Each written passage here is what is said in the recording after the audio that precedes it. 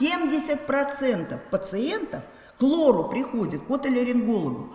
70% это пациенты с хроническим фарингитом, которые не лечатся. Слизь по задней стенке, значит, кашель. Совершенно не вовремя сидит на переговорах, и вдруг у него начинается приступообразный кашель. Это открытый рот ночью, когда он не спит, он просыпается и так далее, и так далее. То есть резко снижается качество жизни. 8-10 лоров, 3-4-5 иммунологов. Значит, проблема не решается. В чем дело? Огромное количество микроорганизмов. Антисептики. Местные можно принимать внутрь. Если есть какие-то системные проявления, например, артриты начинаются, там заболевания, перебои в сердце, аутоиммунный тиреоидит, это все проблема инфекции в носоглотке. И мы ее видим.